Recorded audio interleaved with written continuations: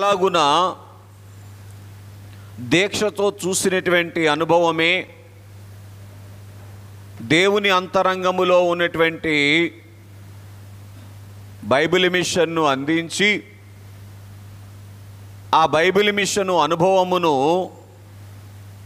లోకానికి చూపించినటువంటిదిగా ఉన్నది కనుక జనకుల సంగతిని తెలియచేస్తారు.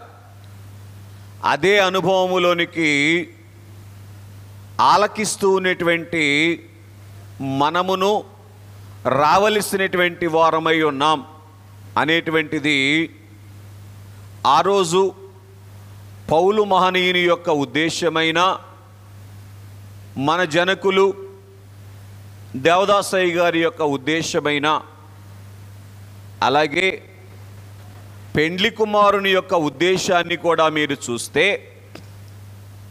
మత్తయి సువార్త 16వ అధ్యాయము 23వ వచనములో పేతురు అనేటువంటి ఆయన శిష్యుడు సిలువ నీకు దూరమగునుగాక అని పలకగానే సాతానా నా వెనుకకు పొమ్ము, నీవు నాకు అభ్యంతర కారణముగా ఉన్నావు అని సాతాను వశములోనికి వెళ్ళిపోయినటువంటి పేతురు గారిని కాదు కానీ సాతానును గద్దిస్తూ ఉన్నటువంటి వారుగా ఉన్నారు. బాగా గ్రహించండి. సాతాను యొక్క ఉద్దేశము నీవు ఈ లోకములోనికి వచ్చి ఎన్ని అద్భుతాలైనా చెయ్యి, కానీ సిలువను మట్టికి అనుభవించి లోకానికి చూపించవద్దు అనేటువంటిది సాతాను యొక్క ఉద్దేశం. కారణం ఏమిటి అంటే, ఏ భక్తుడైతే సిలువను నిదానించి చూసినటువంటి అనుభవములోనికి వెళతారో ఆ భక్తుడు దేవుడు సిద్ధపరిచినటువంటి సమస్త భాగ్యములు అందుకోగలుగుతారు. మరి ముఖ్యముగా పెండ్లి కుమార్తె అంతస్తును అందుకోగలుగుతారు. ఎదురయ్యేటువంటి ఏ ప్రతికూలత కూడా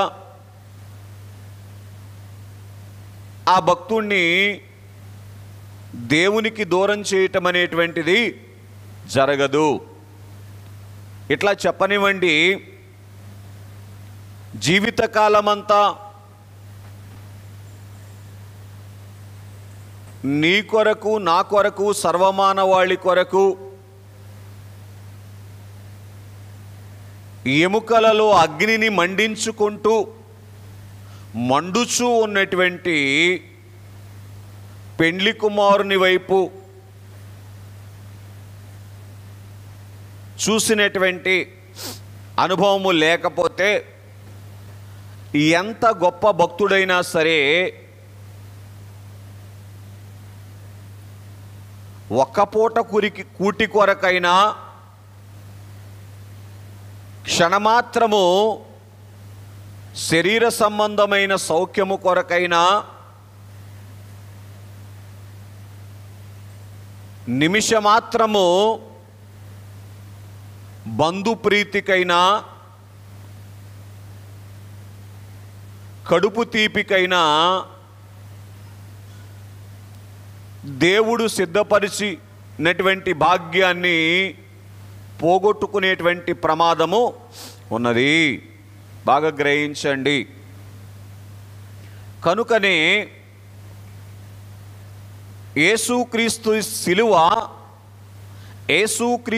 సిలువను ఎప్పుడూ ధ్యానము చేయుము అని జనకులు మనకు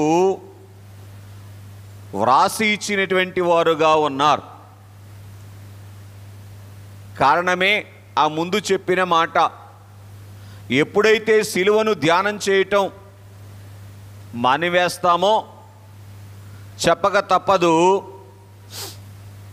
సాతానును జయించేటువంటి స్థితిని పోగొట్టుకుంటాం. సాతాను యొక్క గుట్టు ఎరగని వారముగా ఉండి వాడికి ఇవ్వబడినటువంటి అధికారమును ఉపయోగించుకునే సమయములో వాడికి లోబడిపోయేటువంటి ప్రమాదం అనేటువంటిది ఉండి తీరుతుంది. ఇది గ్రహించటానికి మనం ప్రయత్నం చేద్దాం. ప్రియులరా, యేసుక్రీస్తు ప్రభువారి యొక్క సిలువలో ఏమున్నది, ఇంతగా ఎందుకు పరిశుద్ధాత్మ పూర్ణుడైనటువంటి భక్తుడైనటువంటి వారు సిలువ యందు తప్ప మరి దేని యందును అతిశయించుట నాకు దూరమగునుగా కాని అన్నారు.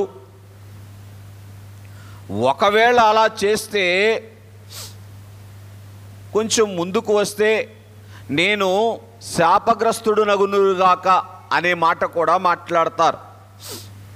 కనుక ఈ భయంకరమైనటువంటి మాటలు ఎందుకు ఆయన తెలియచేశారు అంటే, సిలువలో ఉన్నటువంటి విలువను గ్రహించిన వారుగా ఉన్నారు. సిలువలో ఉన్నటువంటి మాధుర్యమైనటువంటి బైబిల్ మిషన్ను మన తండ్రి గారు అందుకున్నారు గనుకనే ఈ సిలువ ధ్యాన దీక్షను మనము జీవితకాలము కలిగి ఉండాలి అని తెలియచేశారు. ఇంతకుముందు నేను మీతో మాట్లాడినట్లుగా బైబిల్ గ్రంథములో అనేక మంది భక్తులు ఉన్నారు.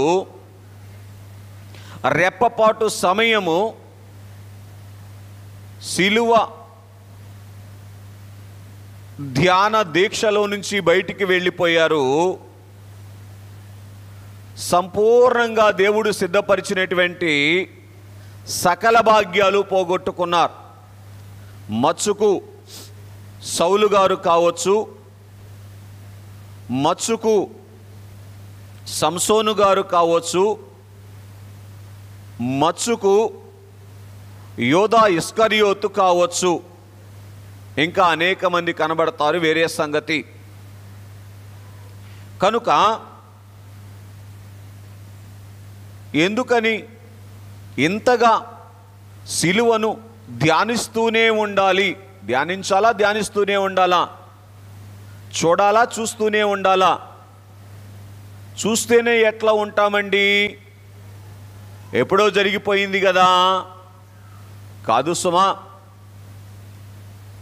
బహిరంగముగా ఒకప్పుడు జరిగింది, అంతరంగముగా అనాది నుంచి అనంతము వరకు జరిగిస్తూనే ఉన్నారాయన.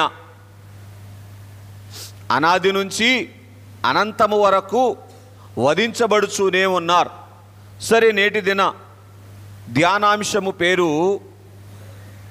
వధించబడుచు ఉన్న వరుడు, వధకు సిద్ధమైన వధువు. ఈ రెండవ అంశం ఒకవేళ పూర్తి అవ్వచ్చు, కాకపోవచ్చు, లేకపోతే మళ్ళీ వారం నేర్చుకుందాం. కొంచెం మొదటి అంశాన్ని ధ్యానం చేద్దాం. వధించబడుచు ఉన్నటువంటి వరుడు, వధకు సిద్ధమైనటువంటి వధువు. వినండి ప్రియులరా, ఎప్పటి నుంచి ఈ వరుడు వధించబడుతూ ఉన్నాడు అంటే, అనాది నుండి. ఎఫెసీలకు రాసిన పత్రిక 1వ అధ్యాయము 6వ వచనాన్ని ఆ మధ్యలో భాగము నుంచి మీరు చదవగలిగితే, రైట్, జగత్తుకు పునాది వేయబడక ముందే ప్రేమ చేత ఆయన, ఎవరి ప్రేమ చేత? తండ్రి ప్రేమ చేత క్రీస్తునందు ఆయన మనలను ఏర్పరుచుకొనెను. బాగా వినండి. కనుక జగత్తుకు పునాది వేయబడక ముందే తండ్రికి ఏమున్నది అంటే మన మీద ప్రేమ ఉన్నది. జగత్తు అంటే సృష్టి అని అనుకోండి. కనుక అలాగే ఆ ప్రేమను బట్టి ఎలాగ మనలను ఏర్పరచుకోగలిగారు? క్రీస్తులో మనలను ఏర్పరచుకోగలిగారు. ఎందుకు అంటే జగత్తుకు పునాది వేయబడక ముందే తండ్రి చేసినటువంటి ఆలోచన ఏమిటి అంటే మానవుణ్ణి కలుగ చెయ్యాలి అనేటువంటి ఆలోచన. ఈ ఆలోచన తండ్రికి కలుగగానే మానవుడు అపరాధములో పడిపోతాడు,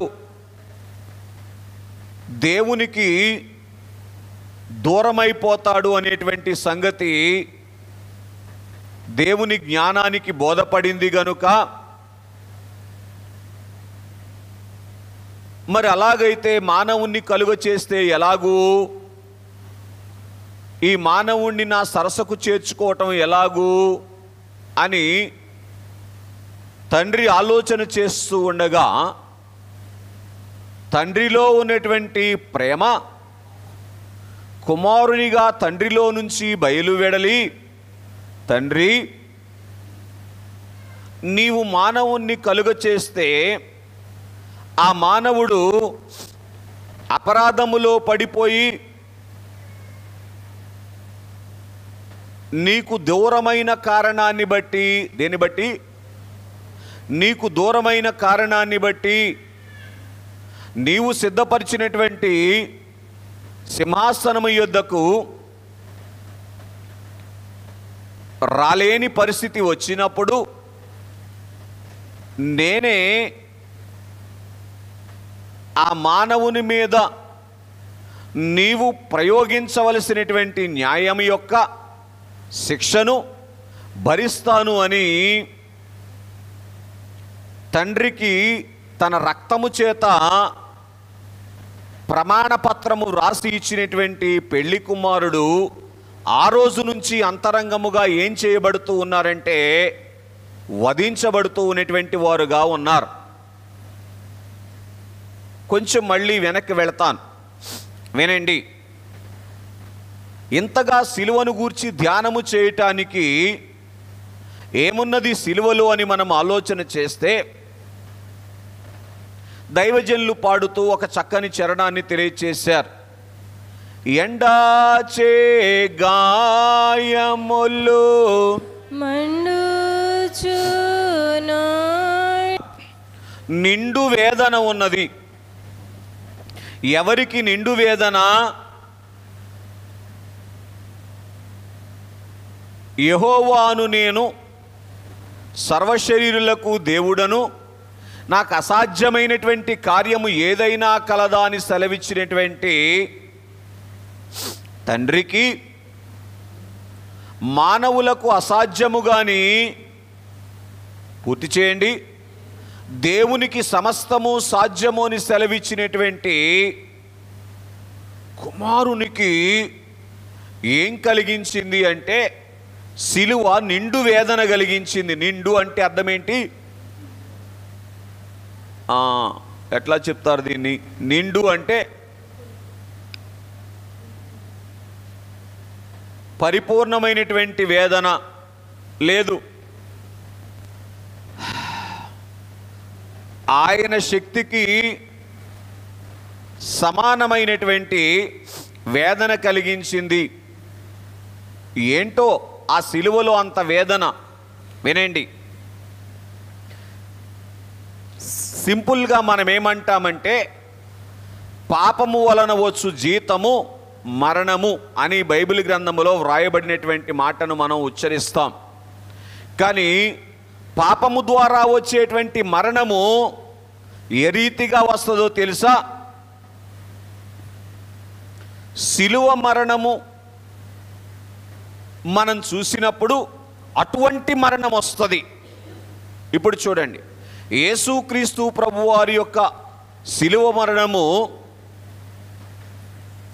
మాత్రమే కాదు కానీ ప్రభువారికి ముందు అనేక మంది సిలువ వేయబడ్డారు.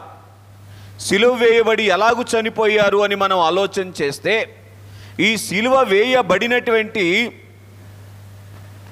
వారికి మరణం ఎలా రావాలో తెలుసా? ఒకేసారి కాల్చివేయరు. ఒకేసారి ఏమండి కత్తితో పొడవరు. ఏం చేస్తారో తెలుసా? శరీరములో ఉన్నటువంటి నడినెత్తి మొదలుకొని చిరు పాదముల వరకు అన్ని అవయవాలకు కూడా బాధ కలిగేటువంటి స్థితి ఆ సిలువలో వస్తుంది. ఆ బాధను భరిస్తూ, ఆ బాధను వ్యక్తపరుస్తూ, ఆ బాధను తట్టుకోలేక ఏమండి రక్తనాళాలు చిట్లిపోయి శరీరములో ఉన్నటువంటి అన్ని వ్యవస్థలు కూడా బాధపడుతూ తట్టుకోలేనటువంటి వేదనలోనికి వెళ్ళి, అది ఒక రోజులో కావచ్చు, కొన్ని దినాలకు కావచ్చు, చనిపోయేటువంటి పరిస్థితి. ఇది పాపము వలన వచ్చేటువంటి మరణం. ఈరోజు అటువంటి మరణాలు ఎందుకు సంభవించటం లేదు అని అంటే, ప్రియులరా, సర్వమానవాళి యొక్క మరణశిక్ష సమస్త మానవాళి కొరకు పూటపడినటువంటి యేసుక్రీస్తు ప్రభువారు తన మీద వేసుకున్నారు గనుక. ఇంకొంచెం లోపలికి వెళితే ఆ రీతిగా శరీరానికి బాధ కలిగి మరణములోనికి వెళ్ళిన తరువాత అంతటితో ఆగిపోదు ఆ బాధ. కానీ ఆత్మ పాతాళములోనికి వెళ్ళి ఆరని అగ్నిలో అగ్ని ఆరకుండా, పురుగు చావకుండా యుగయుగాలు కాలిపోతూనే ఉంటుంది. ఇది పాపము ద్వారా కలిగేటువంటి మరణము, మరణము తర్వాత సంభవించబోయేటువంటి శిక్ష. కనుక ఈ స్థితిగతులన్నిటినీ కూడా యేసుక్రీస్తు ప్రభువారు ఏం చేశారంటే తన శిలువ మీద వేసుకున్నారు. అందుకే శిలువ లేనిదే విలువ లేదు అన్నారు. బాగా వినండి.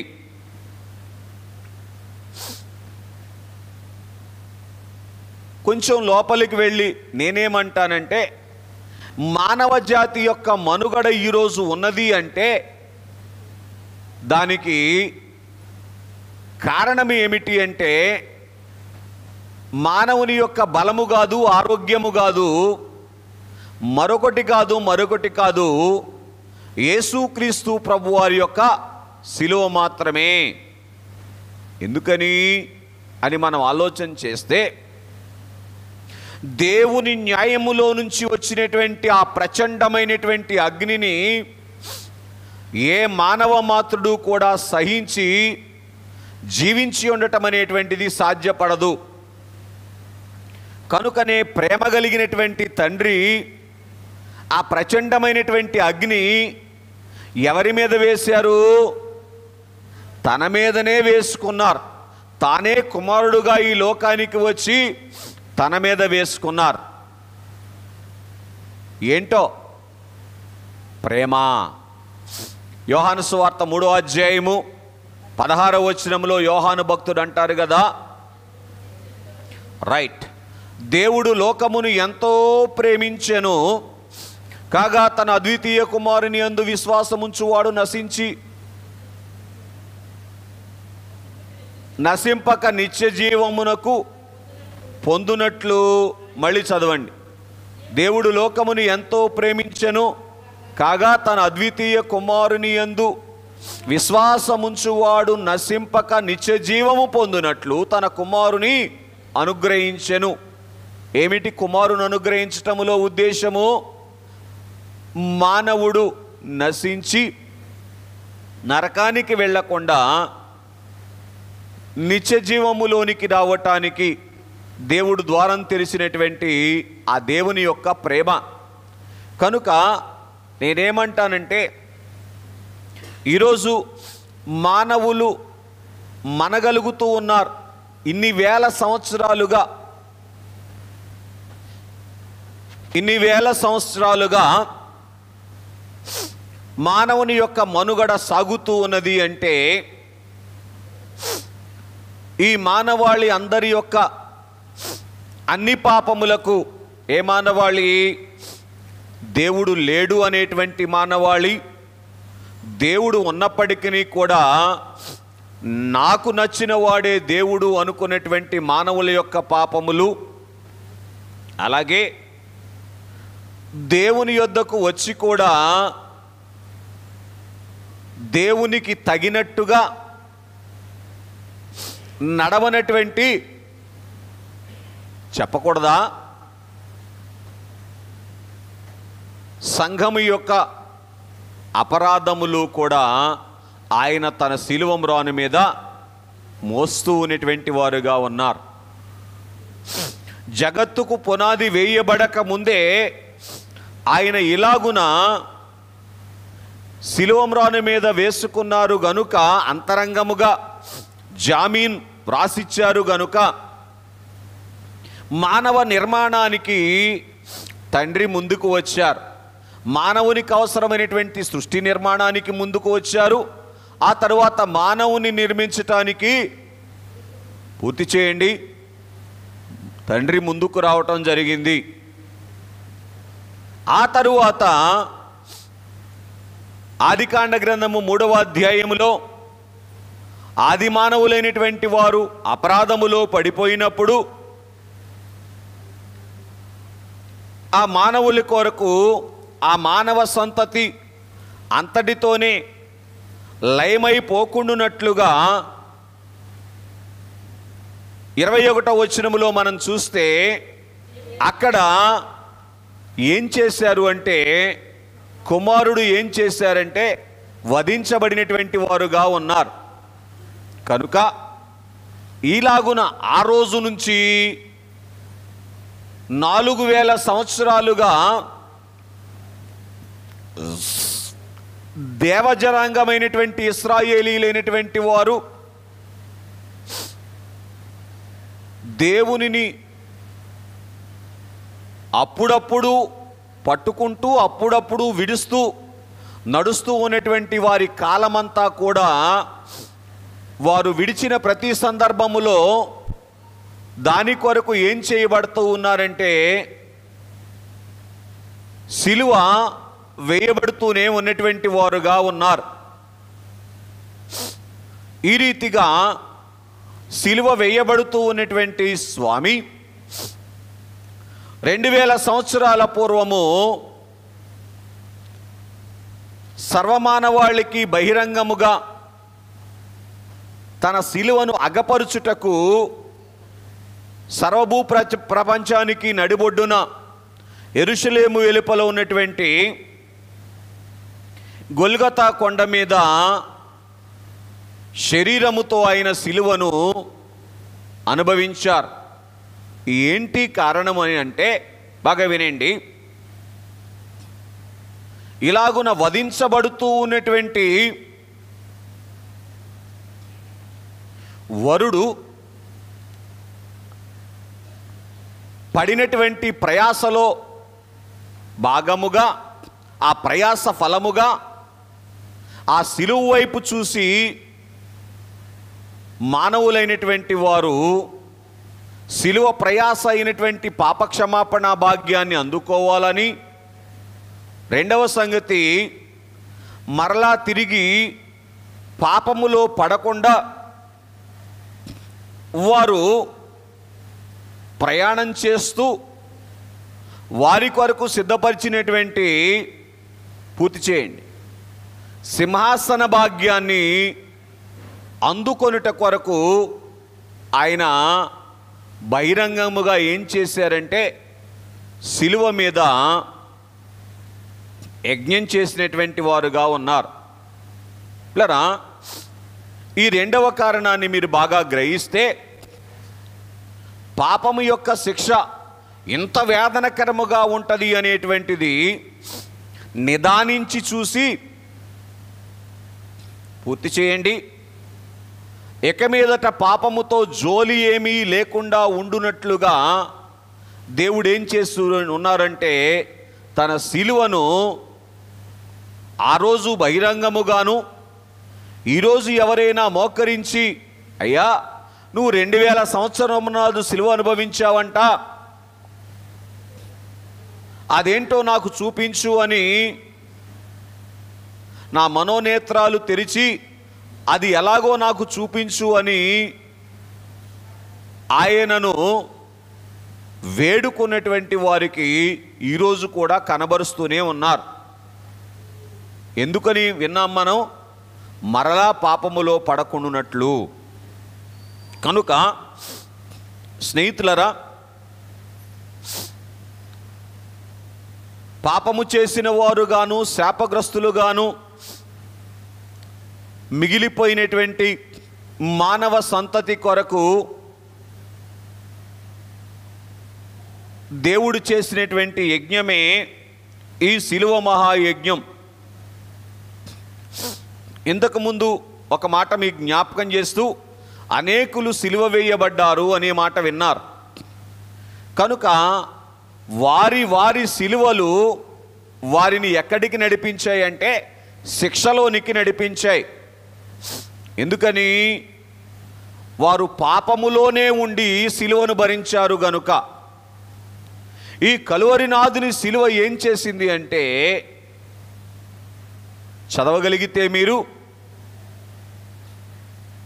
కొరింథీయులకు రాసినటువంటి మొదటి పత్రిక 15వ అధ్యాయము 22వ వచనములో వివరముగా పౌలు మహనీయుడు మాట్లాడుతున్నారు. కొరింథీయులకు రాసిన మొదటి పత్రిక 15వ అధ్యాయం 22వ వచనం. ఆదామునందు అందరూ ఎలాగు మృతి పొందుచున్నారో అలాగున క్రీస్తునందు అందరూ బ్రతికింపబడుదురు. కనుక ప్లరా మరణమును జీవముగా మార్చివేసినటువంటిది సిలువ. బాగా వినండి. ఏ సిలువ? యేసు ప్రభువారి సిలువ. ఏమండి? మిగిలినటువంటి మరణాలేమో శిక్షలోనికి నడిపిస్తే, ఈ సిలువ మరణము శిక్ష నుంచి విడిపించినటువంటి మరణము. అందుకే ఏ సిలువను ధ్యానం చేయాలంట? యేసు క్రీస్తుని మరణ.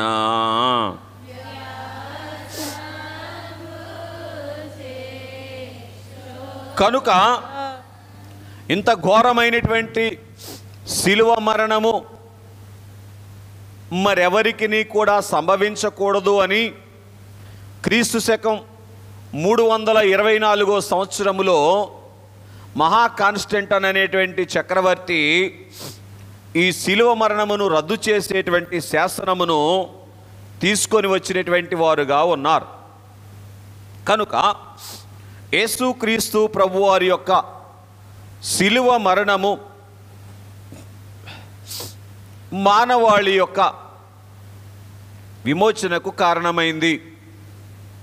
మళ్ళొక్క అడుగు జ్ఞాపకం చేస్తాను. మానవ మనుగడకు కారణమైంది అని ముందు మీతో మాట్లాడుతూ వచ్చాను. దేవుడు మానవుల కొరకు సిద్ధపరిచినవన్నీ కూడా అవి ఏవైనా సరే మానవుడు అందుకోవటానికి మానవునికి యోగ్యత దేనిని బట్టి కలిగింది? యేసుక్రీస్తు ప్రభువారి యొక్క సిలువను బట్టి. సిలువను బట్టి అనబాకండి, యేసు ప్రభువారి యొక్క సిలువను బట్టి. ఆయన అంతరంగముగా అనాది నుంచి అనంతము వరకు సిలువ అనుభవిస్తూనే ఉన్నారు గనుక ఎందరు మానవులు ఎన్ని అపరాధముల్లో పడిపోతూ ఉన్నప్పటికీ కూడా దేవుడు కలుగ చేసినటువంటి పంచభూతములను అనగా గాలి, నీరు, ఎండ, ఇలాగున ఈ పంచభూతములను, భూమి, ఆకాశము, వీటిలో ఉన్నటువంటి వాటిని మానవుడు అనుభవించటానికి దేని ద్వారా మార్గం తెరవబడింది? ప్రభు యొక్క శిలువ ద్వారా. లేకపోతే ఈ పంచభూతములు, దేవుడి చేత కలుగ చేయబడినటువంటి పంచభూతములలోని దేనిని మానవుడు అనుభవించటానికి యోగ్యత లేనటువంటి వాడుగా ఉన్నాడు. ఏది అనుభవించకుండా మానవునికి జీవము జరుగుద్దా? మానవ జాతి ఇలాగున ఇన్ని వేల సంవత్సరాలుగా మనుగడలో ఉంటుందా ఒక తరము తర్వాత ఒక తరం తర్వాత ఒక తరం నిలబడటానికి సాధ్యపడదు కదా. కనుక ఇలాగున వరుడైనటువంటి ప్రభువు వధించబడుతూనే ఉన్నటువంటి వారుగా ఉన్నారు.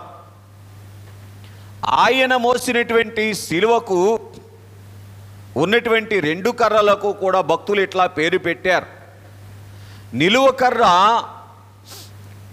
కర్ర ఆయన దైవత్వమునకు గురుతని, అడ్డకర్ర మానవత్వమునకు గురుతని తెలియచేశారు.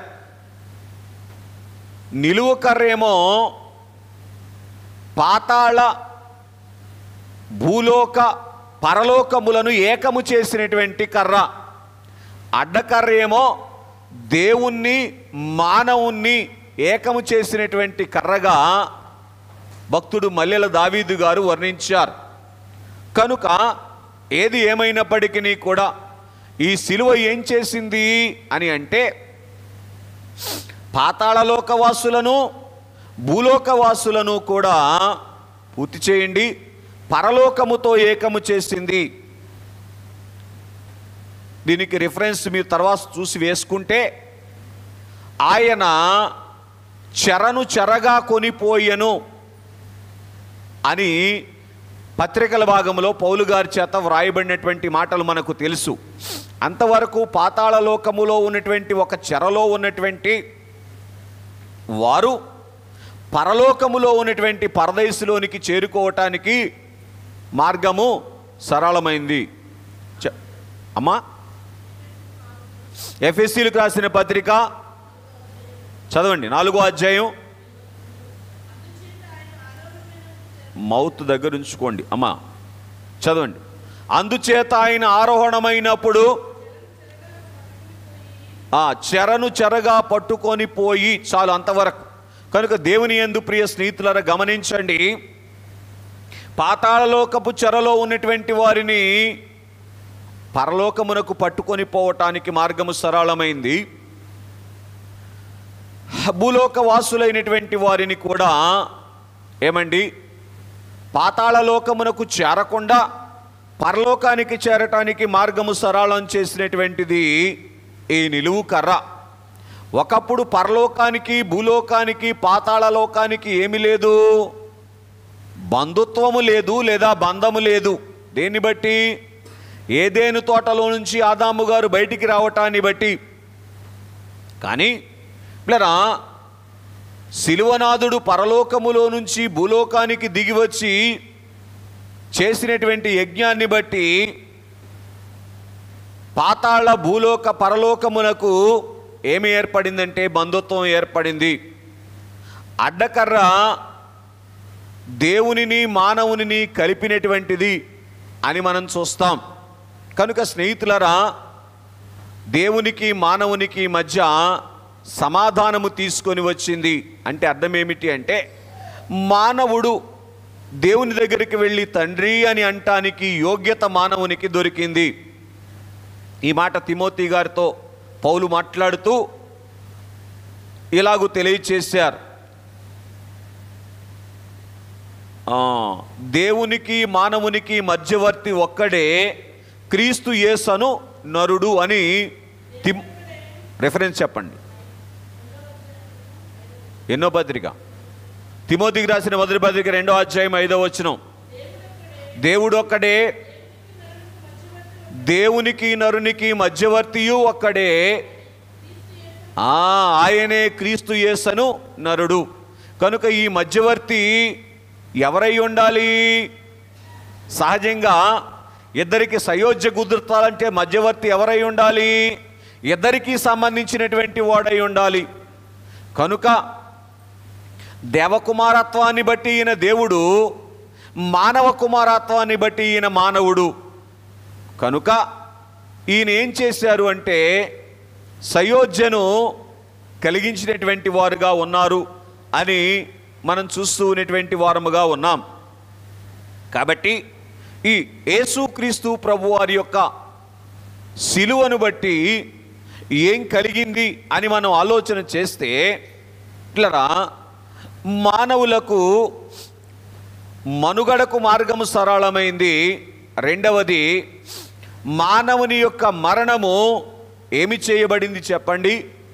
జీవముగా మార్చబడింది. మరణంబులో నాకు చిరజీవమెవ్వారు,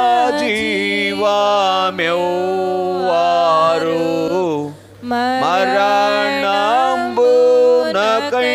గొప్ప మరణమెవ్వారు.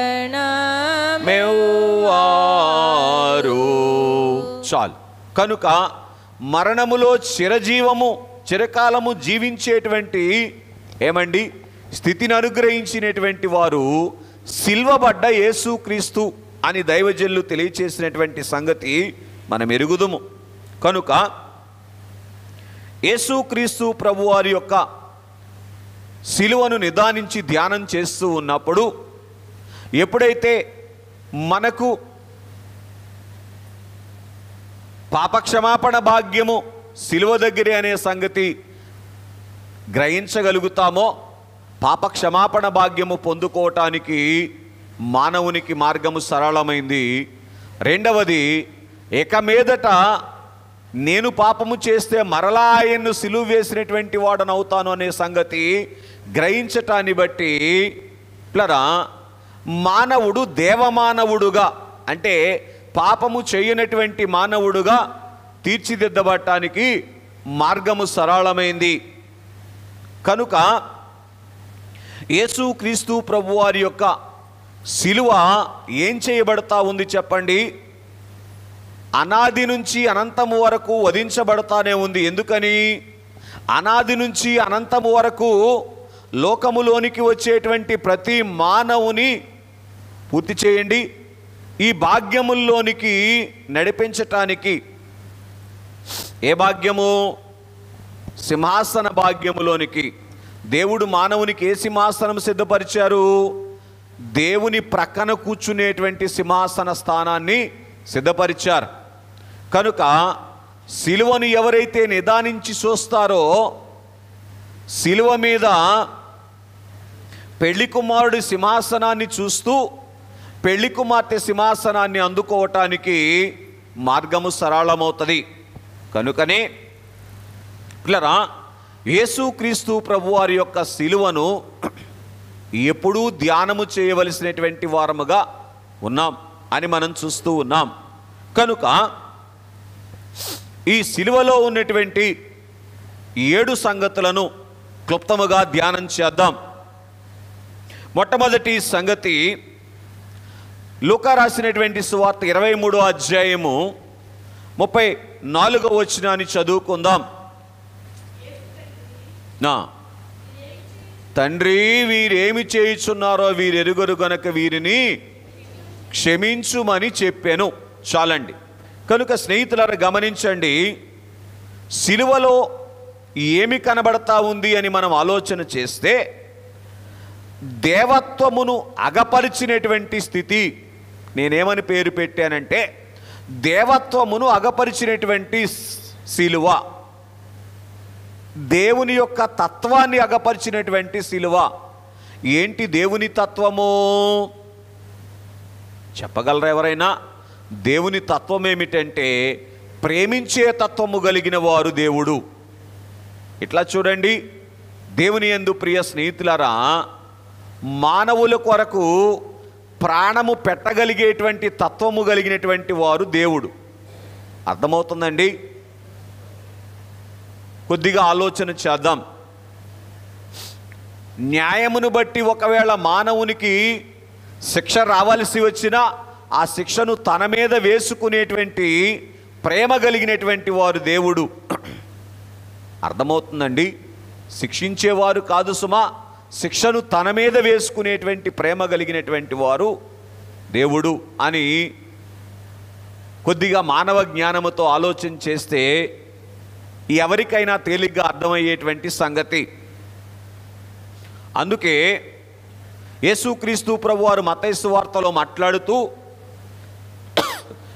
ఎవరైనా మీ కుమారుడు రొట్టెనడిగితే రాతినిస్తాడా? ఏమండి? చేపనడిగితే పామునిస్తాడా? ఇలా మాట్లాడుతూ, మీరు చెడ్డ తండ్రులై ఉండి మీ కుమారులకు మంచి ఈవులను ఇవ్వాలనుకుంటా ఉంటే మీ పరలోకపు తండ్రి మరి ఎక్కువగా మంచి ఈవులను ఇస్తారు కదా. కనుక దేవుని యొక్క తత్వం ఏమిటి అని అంటే పిల్లరా, ప్రేమించేటువంటి తత్వము. కనుక ఈ తత్వము ఎక్కడ వెల్లడి అయింది? సిలువలో వెల్లడి అయింది. ఏ సిలువలో? యేసుక్రీస్తు ప్రభువారి యొక్క సిలువలో. మద్రాసు పట్టణములో గత కాలములో నీలకంఠగోరి అనేటువంటి బ్రాహ్మణ సహోదరుడు యేసుక్రీస్తు ప్రభువారి యొక్క సువార్తలు 4 సువార్తలు చదివి ఆ సువార్తల్లో సిలువ వేయబడినటువంటి స్థితిని వివరముగా చదివి, లోకములో దేవుడంటూ ఎవరైనా ఉంటే ఈయనే అయి ఉంటాడు, ఈయన తప్ప మరెవరు దేవుడు కాదు అని గ్రహించినటువంటి వారుగా ఉండి నెహెమ్యా నీలకంఠగోరిగా బాప్తిసం పొందినటువంటి వారుగా ఉన్నారు.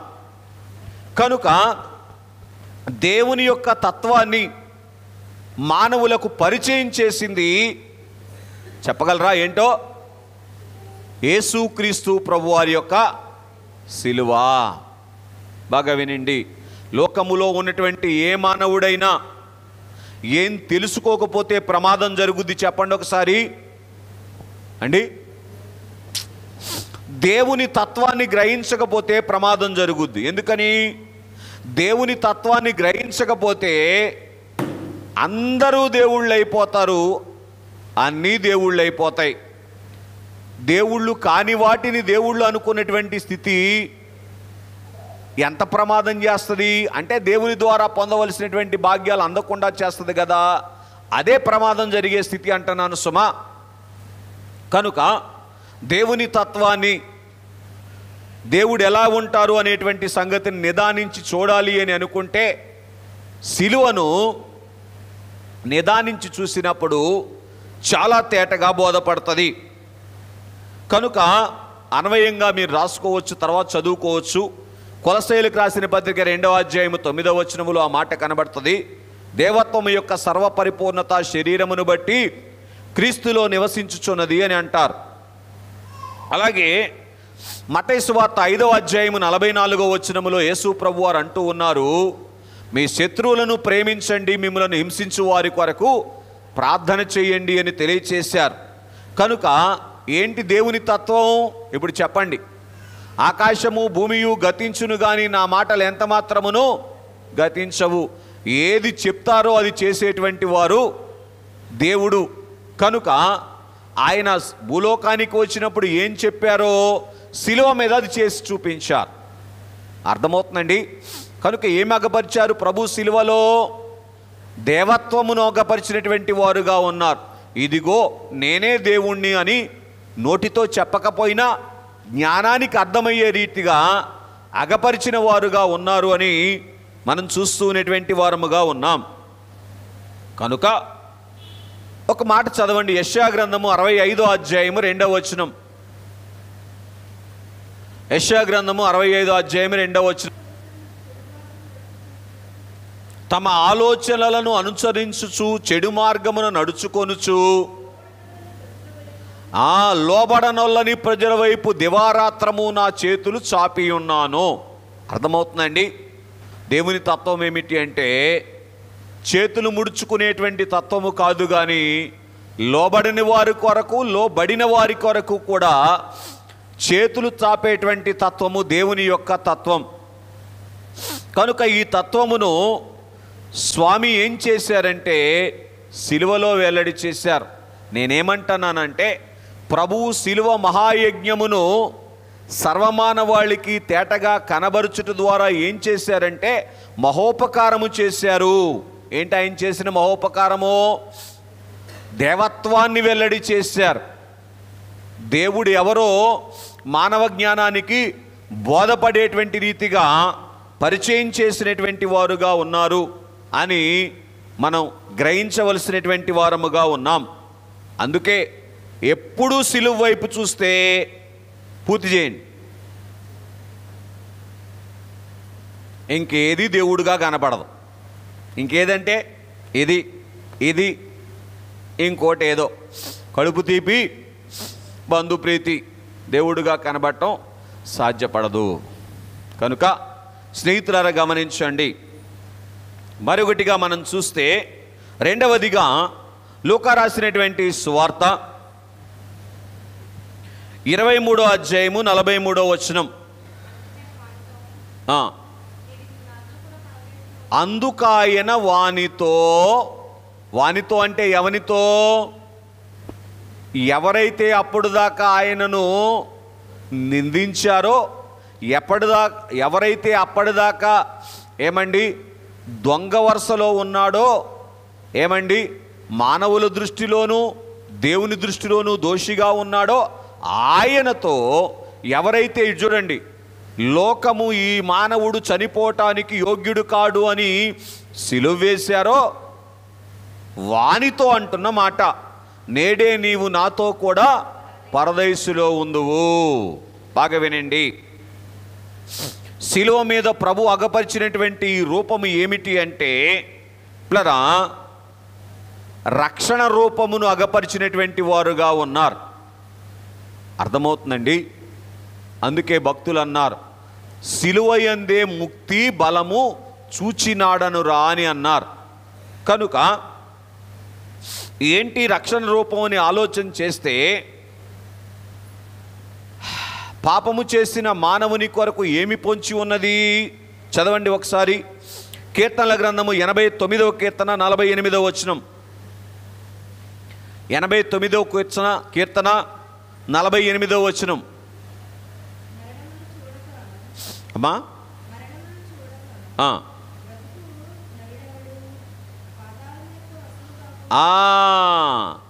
మరణమును చూడగా బ్రతుకు నరుడెవరు? పాతాళమునకు వశము కాకుండా తన్ను తాను తప్పించుకొనగలవాడు ఎవడు? చాలు. కనుక ఇది మానవుని స్థితి. అర్థమవుతుందండి. మరణమును చూడగా ఏమండి పాతాళ వశములో నుంచి తప్పించుకునేటువంటి వాడు ఎవడు లేనటువంటి పరిస్థితి. ఇటువంటి పాతాళ వశములో నుంచి మానవుని తప్పించుటయే ప్లరా మానవుని రక్షించుట. ఇది యేసుక్రీస్తు ప్రభువారి యొక్క శిలువలో ఆయన చేసినటువంటి కార్యం. వినండి. ఆయా విధములైనటువంటి మేలులు చేయుట అవసరమే కానీ అన్నిటికన్నా గొప్ప మేలు ఏది? పాతాళ వశములో పడకుండా కాపాడేటువంటి మేలు. ఈ మేలు యేసు ప్రభువారి యొక్క శిలువలో ఆయన చేసి చూపించినటువంటి వారుగా ఉన్నారు అని మనం చూస్తూ ఉన్నాం. విలాపవాక్యముల గ్రంథము 1వ అధ్యాయము 1వ వచనాన్ని చదువుకుందాం. జనభరితమైనటువంటి పట్టణము ఎట్లు ఏకాకి ఆయనో, దుఃఖాక్రాంతమాయను, అది విధవరాలు వంటిదాయను. అన్యజనులలో ఘనతకెక్కినది, సంస్థానములలో రాజకుమార్తె అయినది ఎట్లు పన్ను చెల్లించున్నదైపోయెను. చూసారా? చాలు. కనుక సంగతి ఏమిటి అంటే, ఏమిటి జనభరితమైనటువంటి పట్టణం అంటే, కొంచెం అక్కడ రాయబడినటువంటి సంగతి, యూదులు బబులోను చెరలోనికి వెళ్ళిపోయి వేదన పడుతున్నటువంటి సంగతిని ప్రవక్త ఏడుస్తూ రాసినటువంటి సంగతి అయితే ఆలోచన చేసి అర్థం చేసుకుందాం. జనభరితమైనటువంటి యెరూషలేము ఏది అంటే నూతన యెరూషలేము అనేటువంటి పరిశుద్ధ పట్టణం. కనుక ఈ నూతన యెరూషలేము అనేటువంటి పరిశుద్ధ పట్టణములో ప్రవేశించేటువంటి వారు ఎవరూ లేనటువంటి పరిస్థితి. ఏమండి? అలాగున్నే ఆ ప్రవేశించవలసినటువంటి వారు విధవరాలు వంటి వాళ్ళు అయిపోయినటువంటి పరిస్థితి. అంటే నన్ను రక్షించేవారు లేరు గనుక నేను ఎలా చేరగలను నూతన యెరూషలేము పట్టణం అనేటువంటి పరిస్థితిలోనికి వెళ్ళిపోయినటువంటి సన్నివేశం అది. అలాగున్నే ఏమండి, పరిపాలించవలసినటువంటి రాజకుమార్తె పన్ను కట్టేటువంటి పరిస్థితిలోనికి వెళ్ళిపోయినటువంటి పరిస్థితి కనుక, అంటే పాపముతో ఇక నాకు జోలి ఏమీ లేదు అనవలసినటువంటి పెళ్లి కుమార్తె పాప ఫలితమును భరించేటువంటి దుస్థితిలోనికి వెళ్ళిపోయినటువంటి పరిస్థితి. అటువంటి పరిస్థితిలో ఉన్నటువంటి వారందరి కొరకు ఈయన ఏం చేశారు అంటే, అదే విలాపవాక్యముల గ్రంథము 1వ అధ్యాయము 13వ వచనములో పరము నుండి ఆయన కుమారుని ఎముకల మీదకి అగ్ని ప్రయోగించారు. ఎందుకు ఈ అగ్ని ఎవరి మీద ప్రయోగించాల్సిన అగ్ని అండి? మన మీద ప్రయోగించాల్సినటువంటి అగ్ని, పాతాళలోకపు అగ్ని. కానీ ఈ అగ్ని ఎవరి మీద ప్రయోగించారు? తన కుమారుడైనటువంటి యేసుక్రీస్తు ప్రభువారి మీద. తన ప్రేమను బట్టి ప్రేమమయుడైనటువంటి తండ్రి ప్రయోగిస్తే ఆ అగ్నిని ఆరిపోనీయకుండా నిరంతరము మండించుకుంటూ ఉన్నారు ఎవరైనా? పెళ్లి కుమారుడైనటువంటి ప్రభు. ఎందుకొరకు? అయ్యో, అన్ని కాలములలో ఉన్నటువంటి వారిని రక్షించుట కొరకు. అర్థమవుతుందండి? అగ్నిని మండించుకోవటం అంటే అర్థం ఏంటి? అగ్నిని ఆర్పివేయటం ఆయన చేత కదా? ఎట్లా ఆర్పుతాడేంటి అగ్ని?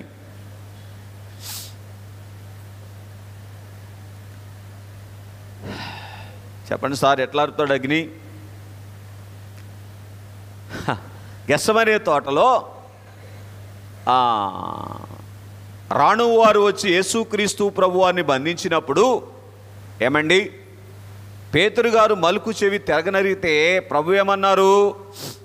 నా తండ్రికి ప్రార్థిస్తే 12 సేనా వ్యూహాల సైన్యాన్ని పంపించడా? No, it's not my will. అది నా ఉద్దేశం కాదు, అది నాకు ఇష్టం కాదు. ఎందుకని?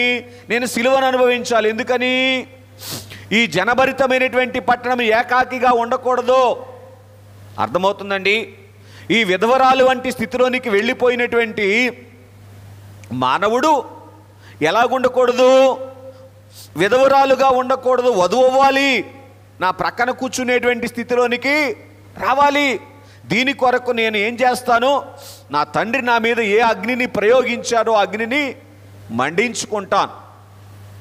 అగ్నిని ఎట్లా అరుపుతారో తెలుసా? అడగకూడదా కుమారుడు తండ్రిని ఏమని? ఏయ్యా, నేనేం తప్పు చేశాను? నా మీదకి ఇంత అగ్ని పంపించటం ఇది ఏమన్నా న్యాయంగా ఉందా అని అడిగితే తండ్రి పంపగలడా అగ్నిని? ఆర్పడా అగ్నిని? ఆర్పుతారా? ఆర్పరా? ఆ కుమారుడు ఏమన్నా తప్పు చేశాడా? ఏ కుమారుడు చేశాడండి? ఎక్కుతుందా? కొంచెం ఎక్కించుకోండి సార్. కనుక ఏ తప్పు చేయలేదు గనుక ఏంటి మరి నాకు ఈ పరిస్థితి? నాకు ఎందుకు ఈ అగ్నిని ప్రయోగించావు నా మీదికి? ఏ అగ్ని అది? ఎముకలను కాల్చివేసేటువంటి అగ్ని. మామో, శరీరాన్ని కాల్చడానికి ఎక్కువ అగ్ని కావాలా? ఎముకలు కాల్చడానికి ఎక్కువ అగ్ని కావాలా? కాల్చరేంటి? దీన్ని పెట్టి మండకపోతే అది పోసి ఇది పోసి, అవునా? ఎటన్నా పక్కకి ఎగిరి పడతా ఉంటే మళ్ళీ తీసి అందులో పెట్టి కదా. కనుక స్నేహితులారా గమనించండి, ఇటువంటి అగ్ని నా మీద ప్రయోగించడం ఏంటయ్యా అని ఒక్క మాట అంటే ఏమైపోద్ది? అగ్ని ఆరిపోద్ది. అవునా? అయ్యయ్యో, అంతకుముందు ఎన్నిసార్లు ఇశ్రాయేలీల మీదకి దిగినటువంటి అగ్నిని ఆయన ఆర్పేయలేదు. అవునా కాదా? స్నేహితులారా గమనించండి. కానీ ఆయన ఏం చేస్తున్నారంటే అగ్నిని మండించుకుంటున్నారు. ఎందుకని? మనం మండిపోకూడదని. ఆ అగ్నిలో ఏ కాకూడదని? ఏ అగ్నిలో మండిపోకూడదని? నేను అంత తెలివి తక్కువ ఏంటి అగ్నిలో పట్టడానికి అని చూస్తున్నారు మీరు నాకెళ్ళి. ఏ అగ్నిలో? పాతాళలోకపు అగ్నిలో మనం మండిపోకూడదని ఆయన ఏం చేస్తున్నారు? అగ్నిని రగిలించుకుంటా ఉన్నాడు. చూసారా? ఏంటి కారణం అంటే, ఈ పాతాళ లోకములో నుంచి నన్ను ఎవడు తప్పించగలడు అనేటువంటి ఆ స్థితిలో నుంచి పాపము చేయువారి కొరకు పాతాళము నోరు తెరిచి ఉన్నది అని సత్యవేద గ్రంథములో మనం చూస్తాం. ఆ నోరు తెరిచినటువంటి పాతాళం యొక్క నోరు మూయించుట కొరకు ఈయన శిలువ మీద ఏం చేశారంటే యజ్ఞము చేశారు. ఆ దొంగ భరించవలసినటువంటి పాతాళ శిక్ష, ఈ దొంగ భరించవలసినటువంటి పాతాళ శిక్ష. ఈ దొంగ అంటే మా అయ్యగారు ఏం దొంగతనం చేశారని చూస్తున్నారు. ఏం చేశారండి దొంగతనం? అయ్యో, ఒకప్పుడు దేవుడు కాని వాటిని దేవుళ్ళుగా భావించడం కాదా దొంగతనం? దొంగతనమా? ఆలోచన చేయండి. కనుక దేవుడు కలుగ చేసినటువంటి వాటిని దేవుళ్ళుగా భావించడం కాదా? ఆలోచన చేయండి. ఇట్లా ఆలోచన చేయటానికి ప్రయత్నం చేస్తే దేవుడిచ్చినటువంటి శక్తిని, దేవుడిచ్చిన జ్ఞానాన్ని, దేవుడిచ్చినటువంటి ఆరోగ్యాన్ని, ఆయుష్కాలాన్ని ఏమండి లోకము కొరకు దారపోయటం కాదా? ఏంటది? దొంగతనం చేస్తున్నారా? మానేశారా? నవ్వుతున్నారు ఏంటో నాకు అర్థం కావట్లా. కాబట్టి ఈ పరిస్థితిలో నుంచి పిల్లరా విడిపించుట కొరకు తానేం చేశారంటే రక్షణ భాగ్యమును అనుగ్రహించినటువంటి సిలువను ఆయన భరించారు. ఏ సిలువ అంటే సిలువ? రక్షణ భాగ్యం అనుగ్రహించినటువంటి సిలువ. దేని నుంచి రక్షించినటువంటి సిలువ? పాప శాప మరణముల నుండి రక్షించినటువంటి సిలువ యేసు ప్రభు వారి యొక్క సిలువ. ఇది తప్ప ఇంకేం ధ్యానం చేద్దాం చెప్పండి? ఇంకేదైనా ధ్యానం చేస్తే ఉపయోగం ఉందా? కనుక స్నేహితులారా గమనించండి, పరిపాలించవలసినటువంటి రాజకుమార్తె పన్ను కట్టేదైపోయింది. రాత్రి కూడా వివరించుకున్నాం. కనుక పాప ఫలితములతోనే కాలమంతా వెళ్ళబుచ్చేటువంటి పరిస్థితిలోనికి వెళ్ళిపోయింది. కాబట్టి ఏం చేశారంటే ఆయా పరిస్థితులను బట్టి తండ్రి చేత పంపబడవలసినటువంటి న్యాయమైనటువంటి శిక్ష అయినటువంటి ఆ ప్రచండమైనటువంటి అగ్నిని తన మీద వేసుకొని ఏం చేశారు చెప్పండి? రక్షించినటువంటి సిలువను అగపరిచారు. సిలువ ఏం చేసింది చెప్పండి? రక్షించినది, రక్షిస్తూ ఉన్నది. ఎవరిని రక్షిస్తూ ఉంది నాన్న? ఆ రోజు నుంచి ఈ రోజు వరకు ఎందరైతే సిలువ వైపు చూస్తున్నారో వాళ్ళను రక్షిస్తూ ఉంది. సిలువ వైపు చూసే వాళ్ళనా, లేకపోతే సిలువ ఆయనకైతే నాకెందుకు, నాకు కావాల్సింది సుఖం కాదా అని సిలువ ధ్యానాల్లో మంచాల మీద దొర్లే వాళ్ళనా? ఏమో నాకు తెలియదు. ఎఫెసీలకు రాసిన పత్రిక 4వ అధ్యాయం 8వ వచనం ఒక మాట చదువుకుందాం ఫాస్ట్గా.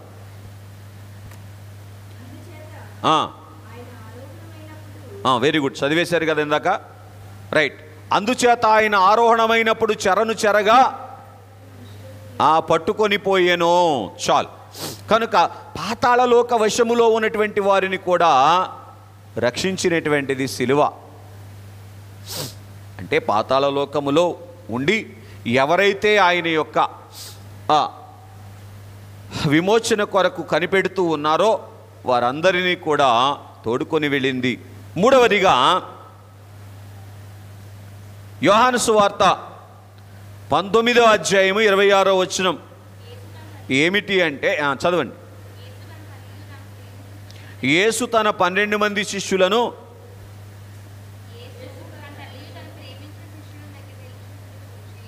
యేసు తన తల్లియు తను ప్రేమించినటువంటి శిష్యుడును దగ్గర నిలిచియుండుట చూసి, అమ్మా ఇదిగో నీ కుమారుడు అని తన తల్లితో చెప్పాను. చాలండి. సంగతి ఏమిటి అంటే మాదిరి అగపరిచినటువంటి సిలువ. ఏ సిలువ? ఈ సిలువ మాదిరి అగపరిచినటువంటి సిలువ. ఏంటి సిలువ మీద ఆయన అగపరిచినటువంటి మాదిరి? తాను ఏ తల్లి కొరకు, ఏ సర్వమానవాళి కొరకు అలాగున బలి కావాల్సి వచ్చిందో వారిని కూడా ఆదరించేటువంటి మాదిరి చూపించారు. అర్థమవుతుందండి? ఈరోజు దేవుని మందిరంలోనికి వచ్చినటువంటి యవన బిడ్డలారా, కొద్దిగా ఆలోచన చేయండి. మన తల్లిదండ్రులైనటువంటి వారిని బట్టి ఒకవేళ మనకు ఏదైనా వేదన కలిగితే వారిని చేర్చుకుంటున్నామా, ఆదరిస్తున్నామా, లేదు తృణీకరిస్తున్నామా? గ్రహించండి, ఆలోచన చేయండి. ప్రభువుకి ఎటువంటి వేదన కలిగింది? అయ్యో, నా ప్రాణము మరణమగునంతగా వేదనలోనికి వెళ్ళిపోయింది అనలేదా గెస్సమనే తోటలో? అటువంటి స్థితికి కారణమైనటువంటి వారిలో ఒకరెవరు? మరియ కాదా? ఒకరంటున్నాను నేను. ఆ మరియను ఏం చేస్తున్నాడు ఆయన? ఆదరిస్తూ ఉన్నాడు. ఆలోచన చేయండి. అందుకే మాదిరి చూపినటువంటి సిలువ. ఎత్తునెత్తనబడి 3వ రోజున వేరుకొండ చూపిస్తున్న వాళ్ళారా, అత్తగారు ఏదో అందని చెప్పి ఇంకొకలాగా మారిపోయేటువంటి వాళ్ళారా, ఏమని చెప్పగలం మనం? చెప్పండి. రేపు తండ్రి ఎదుట, ఈ కలువరి నాదుని మాదిరి ఎదుట తల ఎత్తుకోగలమా? ఆలోచన చేయటానికి ప్రయత్నం చేయండి. దేవుడు మిమ్మల్ని దీవించునుగా. కోపడవాకండి. అర్థమవుతుందా? ఏంటి ఆయన చూపించినటువంటి మాదిరి అంటే? చెప్పగలరా? దీనికి ఏదైనా మీరు ఒక పేరు పెడితే నేను చాలా సంతోషిస్తా. ఏంటి ఆయన చూపించిన మాదిరి? చెప్పు నాన్న. చెప్పారు కానీ కొంచెం లోపలికి వెళ్ళి చెప్పాలి. ఏంటి ఆయన చూపించిన మాదిరి? దేవుడు మెచ్చే మాదిరి. ఎవరు మెచ్చే మాదిరి? అర్థమవుతుందండి? సిలువలో ఏం చూపించారు ఆయన? అయ్యా, మీరు ఇలాగుంటే దేవుడు మెచ్చుకుంటారు అని ఎవరు చూపించారు చెప్పండి? ఈయన నా ప్రియ కుమారుడు, ఈయన యందు నేను ఆనందిస్తాను అని ఏ తండ్రి మెచ్చుకున్నాడో, ఇందుకయ్యా నన్ను తండ్రి మెచ్చుకుంది అని ఏం చేస్తున్నారు? సిలువలో ఆయన మాదిరి చూపిస్తూ ఉన్నారు. చూసారా? కొట్టినానో మరల వారిని కొట్టడాయేనో, తిట్టినానో మరల వారిని. మరియమ్మ గారు తిట్టలేదు కానీ అనలేదా ఒక మాట? ఏమని? 12 సంవత్సరాల వయసులో ఏమంది చెప్పండి? ఏంటి నా కుమారుడు నాకు చెప్పకుండా వెళ్ళిపోయావు అందా లేదా? 12 ఏళ్ళ నాడు అంది, 30 ఏళ్ళ నాడు గుర్తుండదా?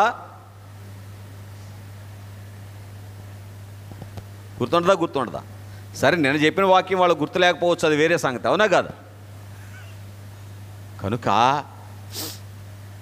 ఏంటి సంగతి? అయ్యో ప్రియులరా, తల్లి అంటే 2 రకాలు. ఒకటి శరీర సంబంధమైన తల్లి, రెండవది ఆత్మ సంబంధమైన తల్లి. మీరు చదవగలిగితే మత్తయి సువార్త 12వ అధ్యాయం 49వ వచనం. కొంచెం త్వరగా సహాయం చేయండి. మత్తయి సువార్త 12వ అధ్యాయం 49వ వచనం. ఉపయోగం లేదు నిద్రపోతే.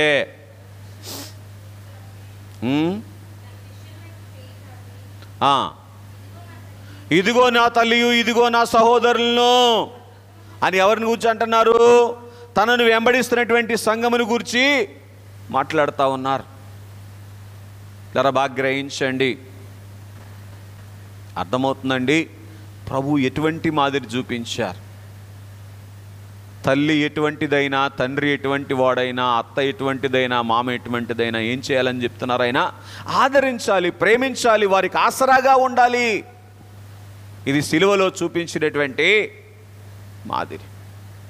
ఏమండి? ఇక్కడ మనం చూస్తే సంఘము ఏ స్థితిలో ఉన్నప్పటికీ కూడా సంఘాన్ని తల్లిగా ప్రేమించాలి. ఒకవేళ చాలామందిలో ఏదైనా ఒకరిలో ఒక బలహీనత కనబడితే ఏమండి అల్లరి చేయొచ్చా? ఒకరిని అల్లరి పెట్టుచు అతని తప్పును బయట పెట్టుట. భలే చెప్తారండి మీరు, ఇంక మీకేం చెప్పనే వాక్యం. సాతాను శిరస్సులోనని దేవదాసయ్య గారు అన్నారు, అవునా కాదా? ఆయన అట్టంటగా ఈవిడట్టంటగా. ఏంటి ఆలోచన చేయండి. సిలువలో ఏం మాదిరి చూస్తూ ఉన్నాం? అన్ని మాదిరిలో ఆయన చూపించారు. ఆయన ఏం చేశారు? ఆ పరిస్థితిలో ఉన్నటువంటి వారి యొక్క వేదనను తన మీద వేసుకున్నారు. ఇప్పుడు సంఘం ఏం చేయాలి? పూర్తి చేయండి. ఒకవేళ ఏదేని బలహీనతలో ఉన్నటువంటి వారు సంఘములో కనబడితే ఏమండి వారి కొరకు కన్నీటి ప్రార్థన చేయాలి. చేతనైతే ఆదరించేటువంటి మాటలు 4 చెప్పాలి. అంతేగాని ఆవిడ ఇట్ట చేసింది, ఈయనట్ట చేశాడు అంటే పిల్లరా ఏం చేసిన వాళ్ళం అవుతాం చెప్పండి? ఆయనను బాహాటంగా సిలువ వేసిన వాళ్ళం అవుతాం. ఎందుకు బాహాటంగా అంటున్నాను చెప్పండి ఒకసారి. సంఘం ఆయన శరీరం. సంఘం ఎవరు చెప్పండి? అయిపోయా. ఇంకొక అడుగు లోపలికి వెళితే దేవదాసయ్య గారు దైవ లక్షణాల్లో ఒక మాట రాశారు. సృష్టిని బట్టి అందరూ నీ బిడ్డలే అన్నారు.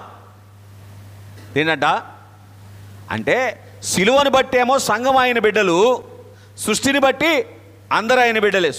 సృష్టి ఎవరిది? ఆయన కలుగు చేసినటువంటి మానవుల నుంచి వచ్చారుగా అందరూ ఆయన బిడ్డలే కదా. మరి ఏ మతాన్నైనా ఏ మిషన్నైనా దూషించవచ్చా, ద్వేషించవచ్చా? అది మా తండ్రి గారు మాకు చెప్పింది. దాదాసాయి గారు ఏం చెప్పారు? ఏ మతమును కానీ ఏ మిషన్ను కానీ దూషించరాదు, ద్వేషించరాదు. అర్థమవుతుందండి? ఈ అనుభవములోనికి వచ్చేటువంటి మాదిరి ప్రభు చూపించారు. సిలువను దీక్షగా చూస్తున్నటువంటి తండ్రి గారు ఈ మాటలు మనకు రాసిచ్చారు. ఏమని? ఏ మతమును ఏ మిషన్నో అసింటి ఇసింటి అంటానికి వీల్లేదు. అంటే ఏం జరుగుద్ది? ఆయన ఎముకలలో అగ్ని రగలటానికి ఊదిన వాళ్ళం అవుతాం. అంతేనే కాదా? మా అబ్బాయి బాగానే అవుతున్నాడు, దేవుడు దీవించినగా. నిజం, సత్యం అర్థం చేసుకోండి. రైట్. మరి ఒకటిగా 4వదిగా మార్కు రాసినటువంటి సువార్త 15వ అధ్యాయము 34వ వచనం. ఇక టైం అయిపోయింది, చదివేస్తున్నాను, వినేయండి.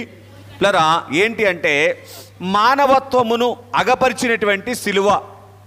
అక్కడ ఆయన ఏమంటాడంటే నా దేవా నా దేవా నన్నెందుకు చేయి విడిచితివి అని అన్నారు. కనుక తనలో ఉన్నటువంటి ఇదిగో నేను దేవుణ్ణి మాత్రమే కాదు దేవ మానవుణ్ణి అన్నట్లుగా మానవత్వాన్ని తన సిలువ దగ్గర అగపరిచినటువంటి వారుగా ఉన్నారు. దేవుణ్ణి వేడుకునేటువంటి స్థితి ప్లరా.